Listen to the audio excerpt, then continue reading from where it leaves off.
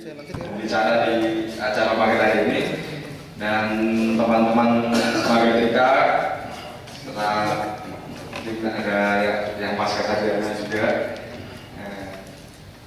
Ya, alhamdulillah kita bisa berkumpul lagi setelah kita selama berapa bulan ini kegiatan magang padat meraya. Ya, ini kegiatan Magatrika yang terakhir di tahun ini.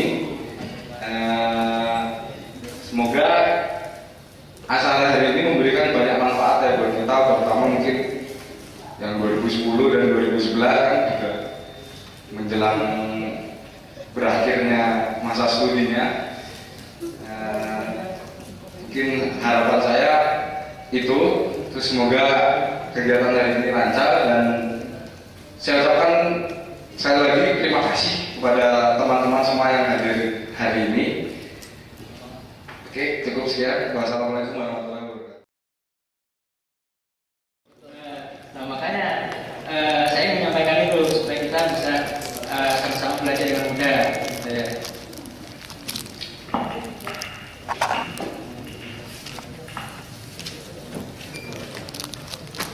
Nah, dalam power system kan ada 3 bagian, ada generation, transmission, sama distribution. Udah paham banget lah ini maksudnya apa ya, dari definisi awalnya apa itu udah paham, gak jelas. Generation berarti artinya apa? Pembangkitan ya, berarti membangkitkan listriknya. Kemudian transmisi, nah itu ditransmisikan, kemudian didistribusikan. Nah, level-level ini maksudnya ada level tegangan tertentu, jadi enggak setelah dibangkitkan misalnya 380 volt ya, nah itu langsung dikirimkan, enggak. Kenapa nggak dikirimkan? Karena kalau dikirimkan secara langsung itu apa? Ada yang tahu? Losisnya ya, nah losisnya gede, nah makanya ditinggikan tuh tegangannya, saya tinggikan, nah baru tuh ditransmisikan, kita turunkan lagi setelah sampai di gardu induknya itu, gardu induk, kemudian baru didistribusikan. Oke. Next. Nah, kemarin katanya pergi ini ya, KTL ya, ke gardu induk. Itu gardu induk yang di Bantul ya? Di Bantul. Nah, apa yang diperoleh dari sana? Nah, surprise. Nah, pas begitu datang ke lokasi, yang terpikirkan apa? Kan banyak yang mirip-mirip ya. Itu nggak tahu tuh yang mana CT, mana PT, mana sirkuit breaker, nggak tahu tuh mobilnya ini gimana, lagi susah. Nah, yang tahu paling trafo ya. Oh, trafo tuh yang gede. Nah, itu mungkin yang tahu. Nah, ya tampilannya seperti inilah, switch gear ya, switch gear. Ini gambar yang dibantu itu. Ini pada ini ada kemarin pas KKR. Ada yang ikut, ada yang enggak mungkin ya. Oke. Nah, ini 150 kV circuit breaker. Tampilannya seperti ini, circuit breaker. Sebelumnya sudah tahu belum circuit breaker yang seperti apa? Nah, circuit breaker yang seperti ini ya. Fungsinya untuk memutuskan apa? Memutuskan sirkuit. Memutuskan sirkuit, memutuskan hubungan gitu ya. Memutuskan hubungan. Berarti kalau pacaran hubungan pakainya aja ya, putuskan sirkuit. Nah, intinya yang memutuskan sirkuit tadi, sirkuit dalam keadaan berbeban. Nah, keadaan berbeban itu berarti ada arus yang mengalir. Ya. Jadi bayangkan ada sebuah pembangkit, kemudian melewati sirkuit breaker, kemudian ke beban. Nah, nanti kalau ada gangguan, nah itu diputus oleh ini boleh putus. Nah, kenapa ini boleh putus saat keadaan berbeban? Karena dia mempunyai SFC SF6 ya, gas SF6. Di dalam SFC. Nah, jadi ada yang tadi ya, nah SFC tadi, jadi ketika gangguan diputuskan, kalau nggak ada SFC itu bisa muncul arcing. Arsing itu busur api ya. Nah, busur api. Gitu. Nah, makanya ada sepsik untuk menangkap itu. Jadi untuk menghilangkan sepsiknya, menghilangkan Launching. busur apinya, menghilangkan sepsik. Gitu. Nah, selain ini ada juga yang disebut disconnector switch. Nah, disconnector switch tanda seperti ini. Jadi hanya menyambungkan aja tuh yang atas gitu. Tapi dia nggak ada sepsiknya. Nah, ini di pelajaran apa ya? Di pelajaran seperti ini? PST. PST. Oke, PST ya. Udah diajari kan? Juga, kemudian disconnector switch. Nah, kalau disconnector switch, boleh nggak saat keadaan berbeban diputuskan, dibuka? Nggak boleh, karena nggak ada eksepsi tadi. Ada protektornya. Flash. Nggak boleh ya. Nah, kalau misalnya motor pengen dibuka gimana ntar? Keluar spark cover. Ya spark. Nah, spark tuh menimbulkan apa nanti? Pokoknya merusak lah. Ada spark kan merusak peralatan ini. Nah, ini kan hanya satu ya. Ini satu maksudnya untuk satu fase aja, satu R aja ini. Nah, kalau dalam kenyataan itu ada 3 R, S, T ada 3. Gitu, ada 3 seperti ini. Nah, kemudian ada kotak-kotak itu tuh. Nah, kotak itu kontrol boxnya. Nah, jadi bagaimana kan di PLN ada yang namanya SCADA ya. Nah, dia bisa kontrol. Jadi kontrol itu untuk mengonkan atau yang mengclosekan atau mengopenkan. Nah, itu bisa lewat sini nih. Pertama tuh ini sebutnya lokal. Berarti kita melakukan on off atau open close dari si control box ini. Nah, kalau di remote nanti bisa masuk ke si control room-nya PLN. Jadi kalau di gardu induk dia ada gardu induknya, kemudian ada juga suatu ruangan khusus kan. Nah, ruangan khusus itu control room-nya itu untuk ngatur lewat komputer. Gitu. Tapi yang kalau yang konvensional itu mungkin belum pakai komputer ya. Masih pakai panel konvensional, mungkin yang pakai apa namanya discrepancy switch ya. Udah tahu belum? Discrepancy switch. Apa display? Oke, nanti katanya. Lanjut dulu ya. Kecepatan nih saya? Enggak ya? Saya ngikutin ya? Oke. Nah, terus ini ada juga tuh wujudnya yang seperti itu apa tuh? Wujudnya yang sebelah mana itu? Kiri kalian ya? Ini nih.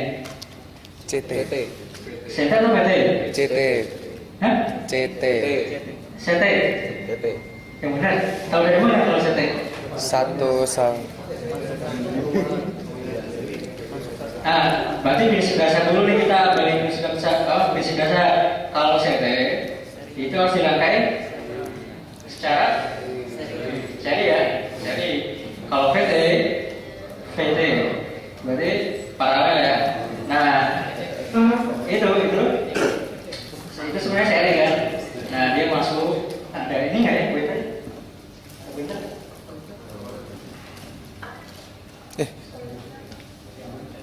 Gak ada.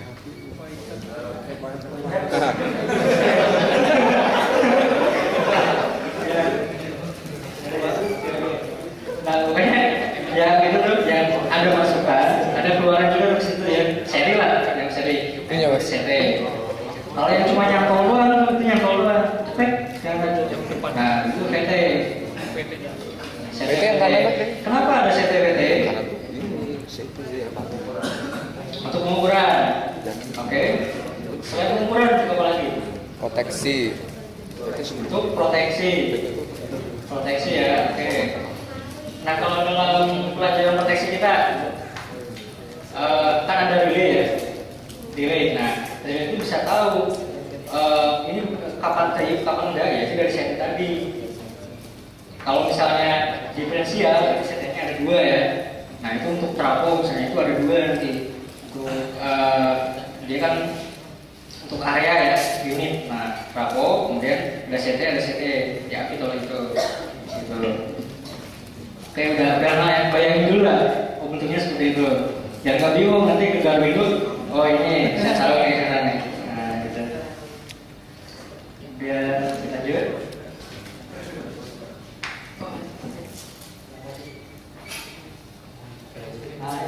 Nah, kalau yang ini switch arrestor. Kemarin lihat nggak bentukannya seperti ini? Lihat, lihat.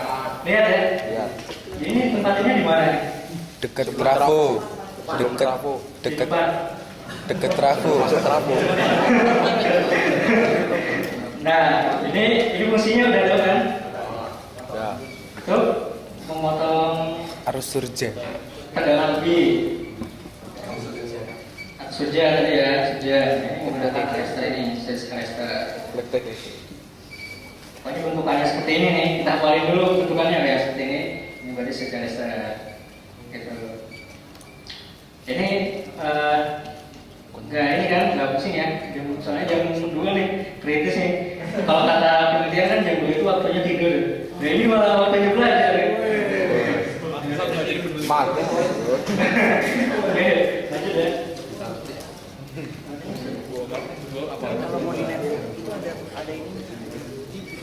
Nah, ini saya ingin menunjukkan bagian-bagian dalam sistem proteksi seperti ini. Jadi tadi dari sini dulu pembangkitan. Kemudian kan kita naikin nih pakai transformer. Kemudian masuk ke bus, ya ada bus. Nah kemudian di sini ada line nih, ini line atau feeder tadi, ini line. Nah, feeder. Nah anggapannya gini, anggap aja nih bus yang di sini gardu induk yang ada di Bantul. Nah yang sebelah ini, misalnya dia ngirim ke mana? Ke Klaten misalnya, atau dari Klaten ke Bantul. Nah ini Bantul, ini Klaten. Di sini ngebangkitin. Nah kemudian ditransferkan ke sini, gitu ya. Ini kalau hanya satu konfigurasi, ini satu trafo aja nih, satu pembangkit. Di sini bisa ada lagi ada satu pembangkit. Nah ini masuk ke bus. Ada yang tahu bus itu apa sebenarnya? Hah? Bus itu kabel? Pelat tembaga. Hah? Kalau tembaga geofisiksnya kawat ya, kalau tembaga. Tapi dia fungsinya untuk apa sih sebenarnya? Sebagai titik hubung, Pemparan. terminal, titik hubung ya. Jadi yang dari sini pembangkitannya kalau ke sini, nanti dari sini ditransferkan, atau juga pembangkitan dari yang lain ya, ditransferkan juga ke sini nih. Cantik Yang banget dari ya. bus ini. Nah ini ada sistem proteksinya tersendiri. Ada yang disebut ini transformer zone. Kemudian ada juga bus zone sama line zone di sini. Nah, kemudian kalau ada proteksi, ini harus overlap ini ya, overlap. Nih. Jadi ini yang mencakup ke sini, ini pun ke sini juga. Apa? Jadi jangan ada blind spot istilahnya. Ini temen Daerah yang dapat proteksi, temenku. enggak proteksi ya. Biar lanjut. Di sini. Woi, nah, terus ada yang tahu nggak bus tadi? Bus ini nih. Nah, bus ini ternyata bus ini tuh gak sesimpel yang kita lihat, cuman titik hubung aja. Nah, dalam prakteknya si bus zone ini ada beberapa konfigurasi. Ada yang tahu konfigurasinya? Tadi udah ditunjukin tuh slide-nya. Ada yang single bus bar, ada double bus bar, ada sistem ring, ada juga 1,5 breaker. Nah itu fungsinya untuk apa? Ini di TGI. Saya juga bingung ya di TGI itu. Jadi antara kuliah TGI, antara kuliah proteksi, jadi kayak semacam yang terpisah ya. Jadi bingung tuh. Nah padahal kan kita mempelajari satu hal yang sama ya. Cuma dibagi-bagi. Nah, bahasa tadi gak sesimpel ini ya. Oke. Kemudian nah, ini kalau yang single bus bar configuration. Di sini ada trafo tadi pembangkitan sini, trafo CB, DS ke bus. Ini pun sama ya. Ini. Nah ini lainnya. Tapi ini ada kelemahannya. Kelemahannya apa coba? Di sini ada rumah kita. Nggak pernah itu rumah kita. Ternyata di sini ada gangguannya di bus begini. Cepat. Berarti ini putus. Cepat. mati. Terus yang marah-marah siapa? Ya kita di sini marah-marah nih. Ya kan? Marah-marahnya ke PLN lagi. Ya iya sih PLN yang tanggung jawab di sini kan, kita marahnya ke siapa lagi kan bingung. Berarti ke PLN yang marah-marahnya. Nah makanya ada sistem konfigurasi yang dikembangkan ya. Ada single busbar, ada double busbar. Itu supaya manuvernya enak. Gangguan di sini nanti bisa disampaikan dari busbar yang lain atau dari sumber yang lain maksudnya. Ya. Nah, ini kalau double busbar. Oh ya, selanjutnya. Nah ini untuk pengenalan. Ada yang pernah tahu interlock atau urutan cara memasukkan CB atau DS. Nah CB itu harus dimasukkan kapan, DS pun harus dimasukkan kapan. Itu gimana? Misalnya kalau di PLN itu kan ada buku kuning ya, kemarin kesana nggak? Pas ke kota bukunya menemukan ada buku kuning tuh. Saya sempat lihat kemarin dari fotonya. Nah itu ada prosedur kan untuk menjalankan si IGE-nya tadi. Nah ini DS nih. DS itu fungsinya apa? DS itu hanya untuk memisahkan antara busbar ini ya dengan sini data yang sininya dipisahkan oleh DS. Maksudnya gimana? Jadi kalau maintenance, nah kan CB buka ya, CB buka track gitu ya. Tapi kan dia masih tersambung tuh kesininya. Kalau ada orang yang maintenance kesini gimana? Nah dia bisa kesetrum kan karena ada sumber dari sini nih. Gitu. Nah makanya ada pemisah. Kalau dalam bahasa Indonesia kan PMS, ya kan? Pemisah ya. PMS bisa, PMT pemisah. Pemutus. Pemutus ya, pemutus. Sudah ini dipisahkan oleh ini ceklek. Nah supaya bisa internet aman di sini. Makanya ada DS. Nah DS mah nggak perlu ada kemampuan SMC tadi. Yang cukup pada SMC adalah CB aja. Ketika ada gangguan, ini buka, artinya langsung dihapuskan atau ditangkap oleh resepsi CB. Nah makanya DS nggak boleh itu dibuka saat ini dalam keadaan berbeban. Jadi nyambung berbeban ke sini, DS buka jangan rusak. Nah sini ada arsinya di sini, gitu. Nah makanya ada interlock. Jadi nanti ketika ingin memasukkan DS ini, dia harus melihat CB-nya open atau close. Nah, kalau mau masuk ke sini, CB-nya ini berarti open ya, DS-nya belum bisa masuk masuk gitu. Nah, DS-nya masuk. Nah, tapi DS boleh nggak dioperasikan saat keadaan bertegangan? Nah, boleh nggak? Bertegangan nggak boleh? Boleh. Bertegangan boleh. Alasannya? Jadi yang bahaya itu ada arusnya atau tegangannya? Harus. Ada arusnya. Yakin? Tegangan. Yakin. Sama aja. Kalau balik lagi ke rumus nih, kan ada rumus DD. V sama dengan L dari DT. Ya kan? Ada arusnya tuh. Nah, itu dibeli V yang besar. V tadi merusak tuh, timbul arsing. Gak boleh. Tapi kalau bertegangan aja itu nggak masalah. Di saat bertegangan boleh, jadi putuskan.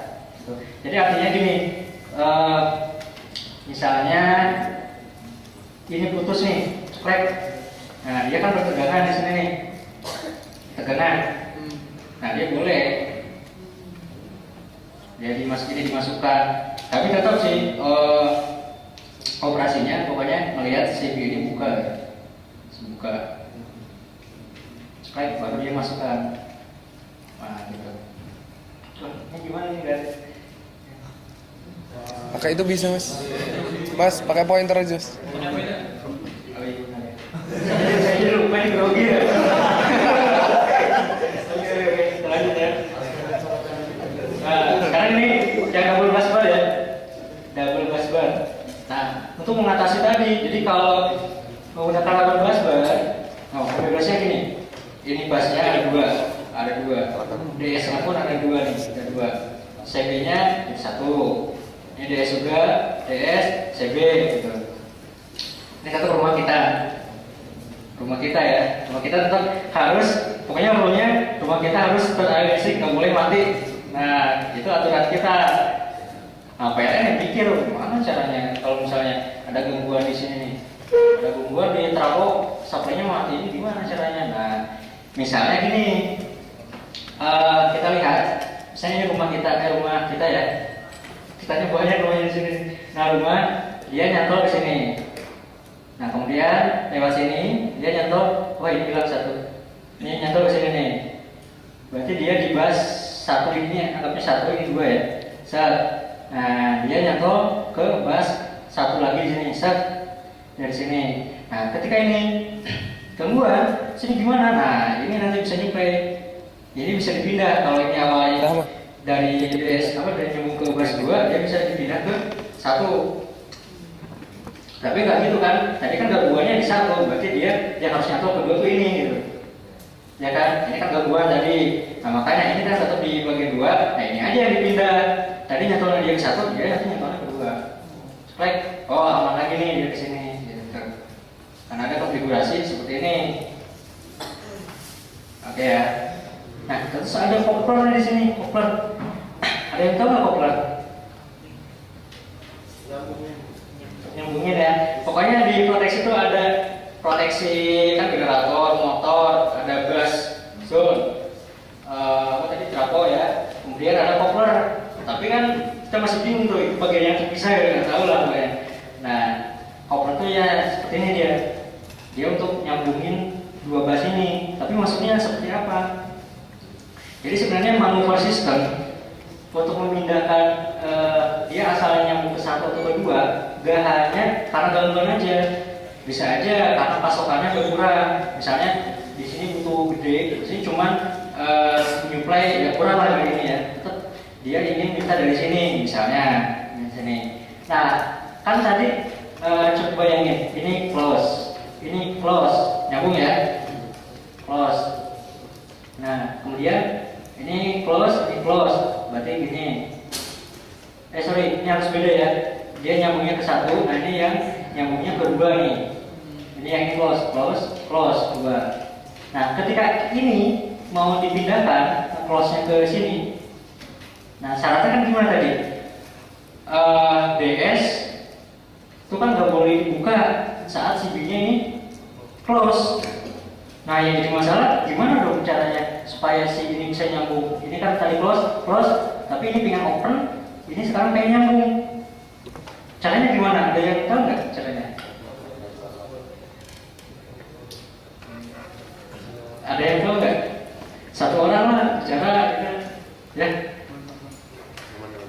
Ada yang tahu nggak caranya gimana? Nah, saya kasih clue nih, ada kopler nih. Tapi prinsipnya gimana dia? Caranya supaya si DS ini kayak teka-teki bener gitu. Ya, DS-nya nyambung, CB nyambung. Sekarang ini pengen pindah nih, tapi syaratnya DS ini nggak boleh dibuka kalau CB ini close. Sedangkan kalau CB-nya ini kita open, lah kan jadi mati dong supply-nya, nggak boleh mati. Pak Kopler, tapi gimana caranya? Oh gimana? Tapi penjelasannya ya yang bagus ya. Penjelasannya bagus sih. Pokoknya bisa terpahami oleh teman-temannya aja lah. Jadi misalkan awalnya kan yang penyuplai pertama kan ke bus 1. Nah. Terus kompornya disambungin dari berarti dia menyuplai bus 1 dan bus 2 kan? Ya sih nggak tahu.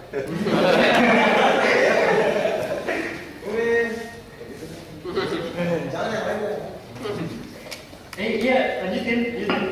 Kan dia untuk itu menyuplai bus 1 dan bus 2. Berarti bus 1 dan bus 2 juga oleh itu apa ya? Terus Ada ini kayak spidol ya? Coba ya. Yang lain mas, yang lain mas. Oh ini. Bisa aja mas. Maju.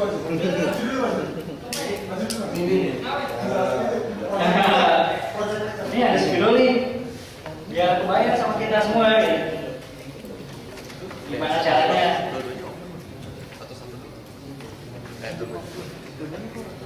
Kan ada bagusnya.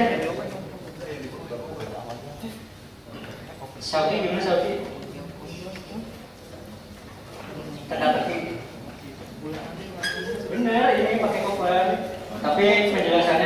coba itu kok bisa sih kalau couplernya di close dia bisa close nya nih. Hah? Asalnya buka. Kalau misalnya nyambung, gak ada gunanya dulu asalnya kan, dia nyambung ya.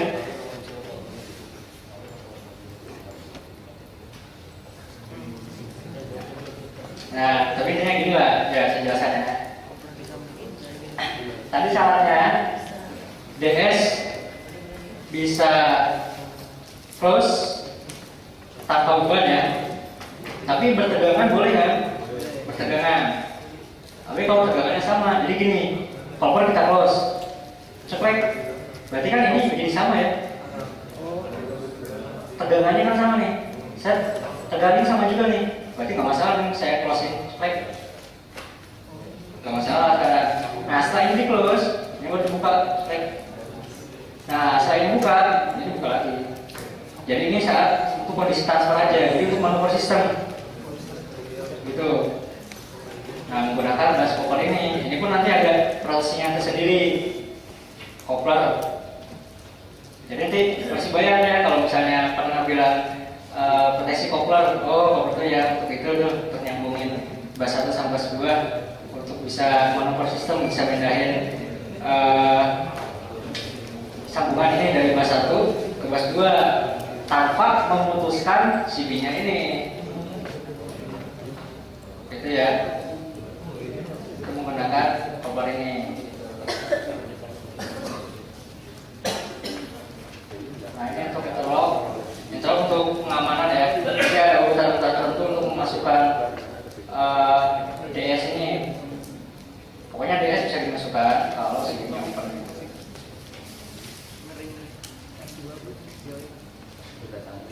Nah kemudian untuk device-nya tersendiri. Jadi untuk memproteksi itu kan ada device-nya, ada relay. Kalau main di lab-nya TD itu kan ada relay ya. Nah ada relay. Nah relay itu untuk memproteksi tadi bagian-bagian dari garbino tadi. Nah biasanya dalam sistem proteksi ada yang disebut main protection. Nah kalau lain dia menggunakan distance relay. Kalau trafo dia menggunakan dimensional relay. Kemudian ada backup protection, ini overcurrent, jadi yang digunakan untuk backup sama overcurrent. Kemudian ada B control unit. Nah ini untuk controlling, instrument signaling. Jadi control itu untuk semacamnya ini close atau open CB menggunakan komputer, dia menggunakan apa? Nah dia menggunakan ini, disitunya ini. Jadi semacam PLC lah, PLC. Dia memberikan kotak untuk meng-on-kan sama meng-off-kan CB, DS, dia menggunakan ini. Kemudian juga untuk pengukuran, dia mengukur tegangannya berapa, bisa arusnya berapa, bisa. Kemudian ada signaling. Sinyal itu alarm. Jadi kalau misalnya ada gangguan gitu ya, nah nanti ini ada signaling, ada alarmnya di sistem proteksi tadi. Dia menggunakan CB-nya. Tapi untuk jadi proteksi itu kan untuk intinya memutuskan CB, ya itu aja. Kalau ada settingan, misalnya melebihi settingan tertentu, jadi kalau lebih dari arus sekian, strip itu buka CB-nya, nah dia menggunakan main protection ini. Kalau ini gagal nih, nah masih ada backup protection untuk perkara relay. Intinya itu dalam sistem proteksi. Nah peralatannya ya, wujudnya kalau yang Schneider gunakan seperti ini. Ada yang mau lihat barang ini enggak? Sekarang lihat ya, aslinya belum ya. Ini nampak bayar nanti ansi code kita berapa juga nih ansi code. Nah jadi maksudnya gini, ini untuk yang trafo ya, transformer protection. Untuk yang trafo, bus 1, bus 2, ini saya ambil yang tadi ya, bus 1, bus 2, DS, CB. Nah ini di sini ada juga CB, tapi sih kan 20 pakainya. Ini trafo. Nah cara memproteksi trafo gimana? Nah trafo itu biasanya menggunakan diferensial. Kalau diferensial berarti kan harus ada 2 setting. Kan mau membandingkan ya. membandingkan. Makanya di sini ada CT inputannya gini nih. Nah, kemudian nih Mikom ini Mikom yang tadi ya, yang ini nih, Mikom tadi itu ada fungsi-fungsinya 87T, 87N sama 64. Nah, aksinya ini seperti ini. Jadi yang simbol itu apa ya? Ya kode berganti yang digunakan dalam proteksi itu ini. Jadi ada fungsinya kalau 7T itu maksudnya transformer differential protection. Jadi biar gampang lah kesempatan kita. Kalau 87 berarti kan differential. Kalau 87N itu yang kodenya 64 positif fault. Jadi kalau trafo seperti ini ya, trafo kan ada yang kalau yang Y ini di grounding ya. Ya ini grounding. Nah di sini ini di sensor juga di sensing. Nah ini fungsinya 64. Kayak yang 87 berarti ini. Gitu. Jadi kalau ada gangguan dalam winding di sini